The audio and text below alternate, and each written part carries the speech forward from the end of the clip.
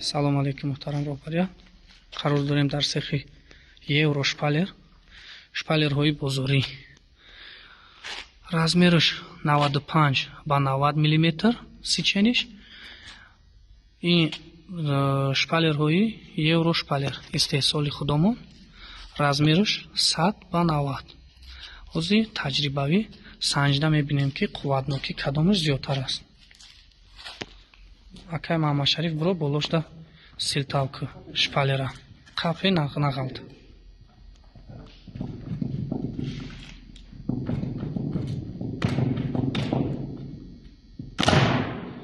дар 3-4 талчок уже шпалер айбайна шикаст. ина диде анаки шпалери евро шпалерда буроен.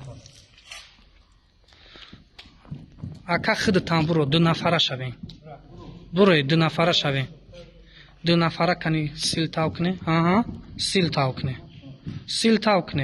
бисёр вазтона партои. ана шпалерҳои истеҳсолоти мо евро шпалер.